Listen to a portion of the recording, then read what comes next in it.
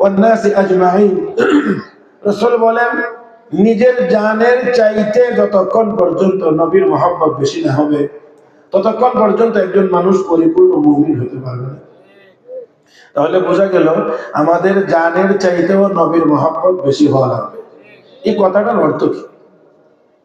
এই কথাটা আমরা ওয়াজ মাহফিল একেবারেই কমন শুনি।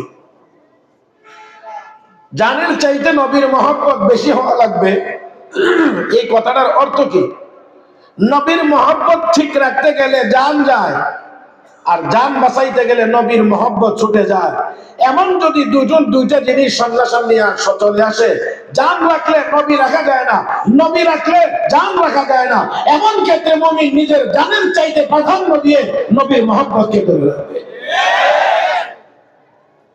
এটা হলো নিজের জানের চাইতে নবীর মহব্বত বেশি। আচ্ছা, আমরা নিজের জানের চাইতে নবীকে বেশি মহব্বত, এর নমুনা দেখানোর মতো সাহস মনে হয় আমাদের সবাই নেই। ভাই, আবেগে বলা এক জিনিস আর বিবেকের সাথে বলা আরেক জিনিস। যদি এমন সিচুয়েশন, এমন কোন পরিবেশ চলে আসে যে আমার জানটা দিয়ে নিতে হবে না নবীর মহব্বত রাখতে গিয়ে, এমনটা আমরা পরীক্ষায় পাশ করা বড় কঠিন হবে। বাকি পরিপূর্ণ মুমিন হইতে গেলে অবশ্যই নিজের জানের চাইতে নবীর মহব্বত বেশি হওয়া লাগবে। আমার ভাইয়েরা, সেই মহব্বত হওয়ার জন্য আল্লাহর কাছে দোয়া করি। আর এর আগে ছোট একটু মহব্বত, এটা তো আমরা অবশ্যই দেখাইতে পারি। সবাই পারবো না ইনশাআল্লাহ?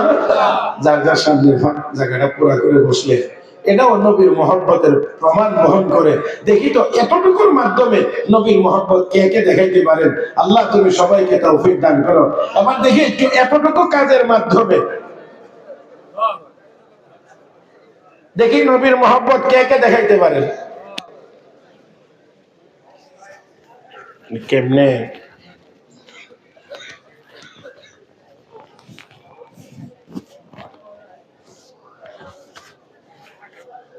মাশাআল্লাহ, মাশাআল্লাহ, মাশাআল্লাহ।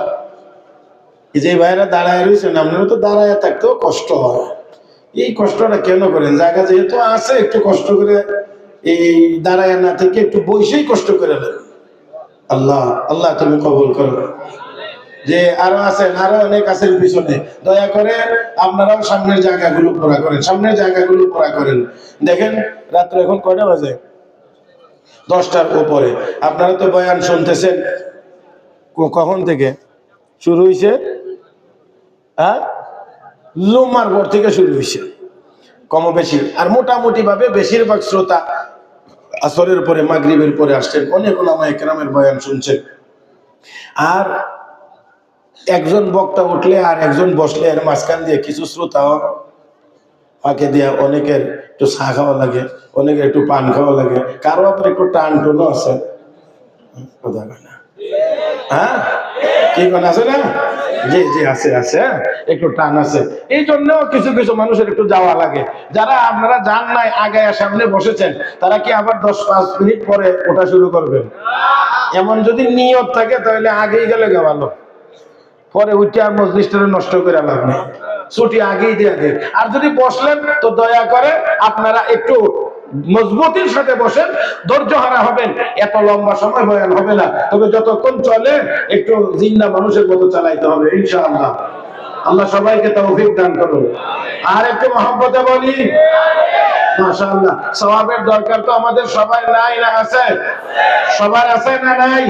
তাহলে আওয়াজ করে মহব্বতে সওয়াবের নিয়তে আমরা বলি সুবহানাল্লাহ, আলহামদুলিল্লাহ, লা ইলাহা ইল্লাল্লাহ, আল্লাহু আকবার। আরেকটু মহব্বতে বলি আল্লাহু আকবার। মাশাআল্লাহ, মাশাআল্লাহ। আমি আপনাদের খেদমতে পবিত্র কোরআনুল কারীমের সূরাতুল ফাতহের 26 নম্বর পারায় অবস্থিত সূরাতুল ফাতহের শেষ আয়াতের প্রথম অংশ তিলাওয়াত করেছি। এই আয়াতকে সামনে রেখেই অল্প কিছু কথা আপনাদের খেদমতে আরজ করতে চাই।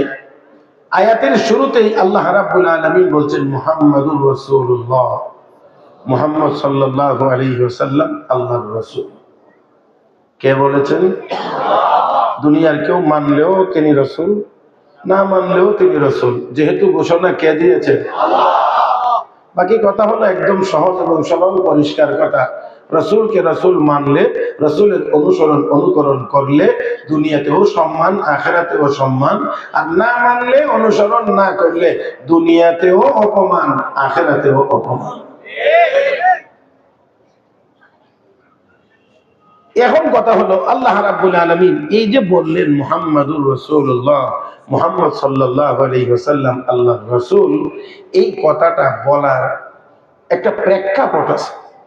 কোন প্রেক্ষাপটে আল্লাহ এই কথাটা বলছেন? কোরআনের এই অংশে, আয়াতের এই অংশে একেবারে সুস্পষ্টভাবে আল্লাহ রাব্বুল আলামিন একেবারে নামের সাথে কালেমার দ্বিতীয় অংশ মুহাম্মাদুর রাসূলুল্লাহ, কালেমার যে দ্বিতীয় অংশ, প্রথম অংশ লা ইলাহা ইল্লাল্লাহ, দ্বিতীয় অংশ মুহাম্মাদুর রাসূলুল্লাহ, কোরআনের একেবারে সরাসরি আয়াতের এই অংশ আল্লাহ মুহাম্মাদুর রাসূলুল্লাহ। ও মুসলমান, কোন প্রেক্ষাপটে কখন এই কথাটা আল্লাহ রাব্বুল আলামিন বলেছিলেন?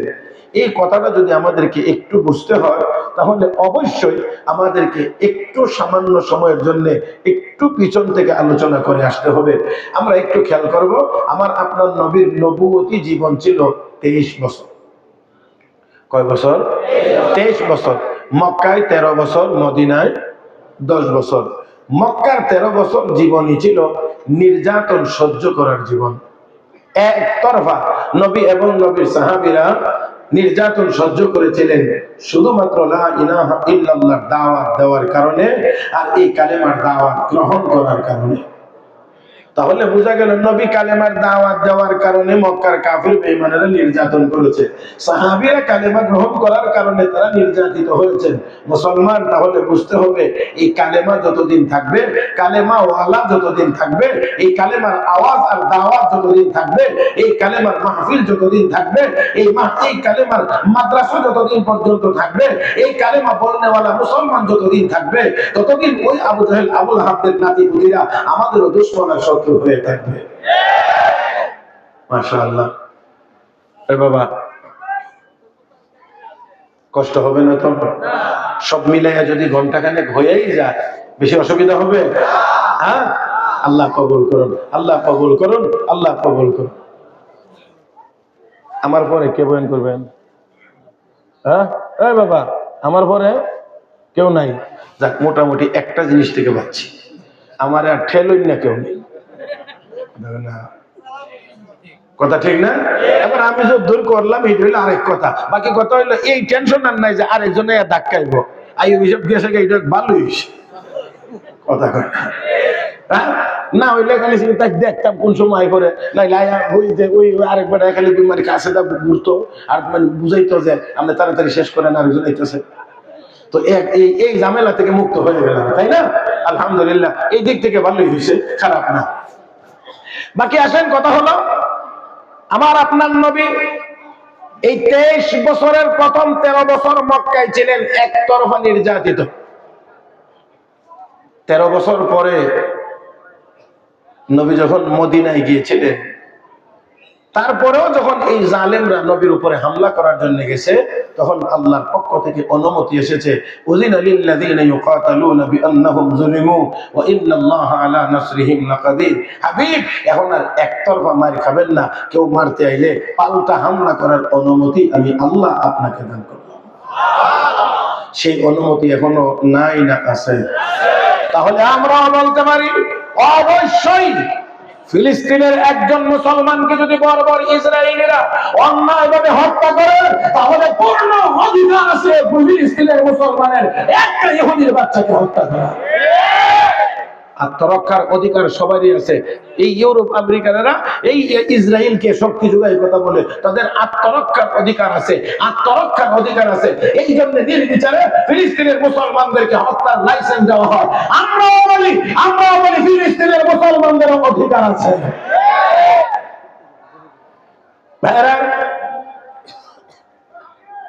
তো এই মক্কার 13 বছর জীবনীতে রাহমাতুল্লিল আলামিন নবী মুহাম্মদুর রাসূলুল্লাহ সাল্লাল্লাহু আলাইহি ওয়াসাল্লাম অনেক কষ্ট করেছেন, নির্যাতিত হয়েছেন, চলার পথে কাটা দেওয়া হয়েছে, চলার পথে কাটা দেওয়া হয়েছে। নবীর কি অপরাধ ছিল? অপরাধ তো এটাই, তিনি আল্লাহর পথে আহ্বান করেন। এই দেশের উলামায়ে কেরামের কি অপরাধ ছিল জেলে নেওয়ার মতো? আইয়ুব সাহেবের এত মারাত্মক কি অন্যায় ছিল 2 বছর পর্যন্ত জেলে রাখতে হবে? কণ্ঠ চেপে ধরার চেষ্টা করা হয়েছিল, আল্লাহ তাদেরকে ঠিকানাবিহীন করে দিয়েছে।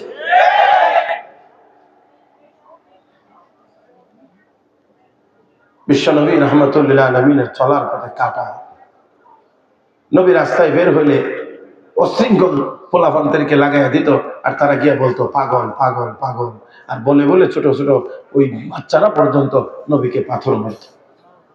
বড়রাও মারতো, ছোটরাও মারতো, বুড়ারাও মারতো, যুবকেরাও মারতো, পুরুষেরাও মারতো, মহিলারাও মারতো। এমনকি নবীর আপন চাচি উম্মে জামিল, আবুল আহাবের স্ত্রী, রাস্তার মধ্যে কাঁটা দিয়ে রাখছে, নবীর পায়ে কাঁটা বিদ্ধ হলো, ও আ শব্দ করলে মহিলাটা খুব তৃপ্তি পাইত, খুব আনন্দ পাইত। এইভাবে করে আল্লাহ নবী রাহমাতুল্লিল আলামিনকে নির্যাতন করেছে। 13 বছরের মাথায় তারা আমার আপনার নবীকে চূড়ান্তভাবে হত্যা করার জন্য, চূড়ান্ত সিদ্ধান্ত নেওয়ার জন্য বৈঠকে বসেছে। কি কি সিদ্ধান্ত মানে প্রস্তাব এসেছিল, চূড়ান্ত সিদ্ধান্ত কি হয়েছে বিবরণ দিয়ে আল্লাহ রাব্বুল আলামিন কোরআনে আয়াত নাযিল করেছেন। ওই জালেমদের কথাগুলো আল্লাহ কোরআনে উল্লেখ করেছেন। وَإِذْ يَمْكُرُ بِكَ الَّذِينَ كَفَرُوا لِيُثْبِتُوكَ أَوْ يَقْتُلُوكَ أَوْ يُخْرِجُوكَ وَيَمْكُرُونَ وَيَمْكُرُ اللَّهُ وَاللَّهُ خَيْرُ الْمَاكِرِينَ।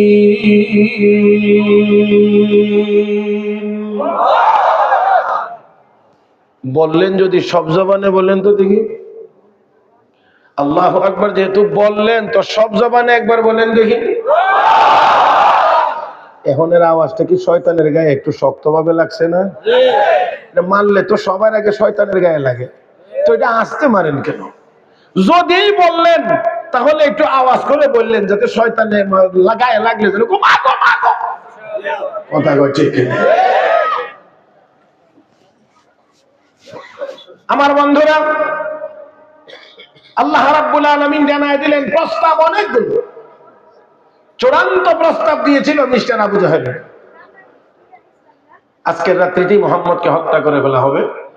মক্কার সব যুবকেরা, সব বংশ থেকে 1-2 জন যুবক যাবে অস্ত্র হাতে নিয়ে, আর যেই দিন তারা নবীর বাড়িটা ঘেরাও করেছিল নবীকে হত্যা করার জন্য, সেই রাত্রিতেই আল্লাহ নবীকে নির্দেশ দিয়েছিলেন হিজরত করার জন্য। দেখেন তো, তারা হত্যা করার জন্য নবীর বাড়ি ঘেরাও করেছে, হত্যা করার জন্য, আর আল্লাহ ওই রাত্রিতেই নবীকে নির্দেশ দিয়েছেন হিজরত করার জন্য। এটা কেমনে মিলে না? তারা শত্রু এসে বাড়ির সাইডে দাঁড়িয়ে আছে হত্যা করার জন্য, আর আল্লাহ নির্দেশ দিয়ে এখন বন্ধু আজকেই হিজরত করেন, মানে ঘর থেকে বের হয়ে যান। তাহলে বাহ্যিক ভাবে তাকাইলে, খোলা চোখে তাকাইলে দেখা যায় নবীকে যেন আল্লাহ নির্দেশ দিয়ে বলছেন, তারা যেহেতু আসছে মারবার জন্য, আপনি তাদের সামনে একটু যান, তারা যেন মারতে পারে। অনেকটা যেন এমনই বোঝা যায়, না না না, আমার আল্লাহ কিয়ামত পর্যন্ত আনেওয়ালা মুসলমানদেরকে বুঝিয়ে দিতে চান। মুসলমানেরা, আমার হাবিবের বাড়ি ঘেরাও হয়েছিল, আমি আল্লাহ আমার হাবিবকে তাদের চোখের সামনে দিয়ে নিরাপদে পার করে নিয়েছি, তারা কিছুই করতে পারে নাই। অতএব আমার হাবিবের উম্মতেরা শুনে রাখো, আমাকে যদি তোমরা সন্তুষ্ট করতে পারো, আমাকে যদি তোমাদের বন্ধু বানায় নিয়ে দিতে পারো, তাহলে শত্রুরা ঘেরাও করবে কিন্তু তোমাদের কোনো ক্ষতি করতে পারবে না। يا أيها الرسول بلغ ما أنزل إليك من ربك وإن لم تفعل فما بلغت رسالته والله يعصمك من الناس। নবীগণ রিসালাতের দায়িত্ব আদায় করেন, মানুষের কাছে দ্বীনের দাওয়াত পৌঁছায় দেন। পৌঁছান না যদি দায়িত্ব আদায় হবে না। দায়িত্ব পালন করতে গিয়ে যত ঝড়ঝাপটা আসবে সবগুলো থেকে হেফাজতের জিম্মাদার আমি আল্লাহ হয়ে গেলাম। আমার বন্ধুরা, অবশ্যই স্বাভাবিক কিছু জুলুম নির্যাতন স্বাভাবিক অবস্থা, কিন্তু নবীকে চূড়ান্ত ভাবে হত্যা করার যত পরিকল্পনা হয়েছে সবগুলো থেকে আমার আল্লাহ হেফাজত করেছেন। আমার বন্ধুরা, নবীদের উপরে জুলুম নির্যাতন হবে, তবে চূড়ান্ত ভাবে এই দেশটাকে আমাদেরকে একেবারে শূন্য করে ফেলবে, খালি করে ফেলবে। এমন স্বপ্ন যদি দেখে নিজেদের অস্তিত্বই থাকবে না। ওলামায়ে কেরাম ছিলেন, আছেন এবং কিয়ামত পর্যন্তই থাকবে।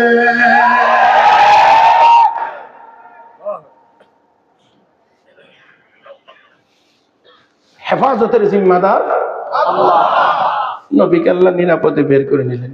এখানে একটু কথা, আল্লাহ চাইলে তো আগেও বলতে পারতেন, তারা তো সিদ্ধান্ত নিয়ে আসতেছে আপনাকে মারবে, তো আপনি আগেই চলে যান। আল্লাহ চাইলে তো একটু আগেও, আগে যদি বলেন তাহলে আল্লাহ যে কাদের, আল্লাহ যে কাদির, আল্লাহ যে শক্তিওয়ালা, সব ক্ষমতার মালিক, এটার উপর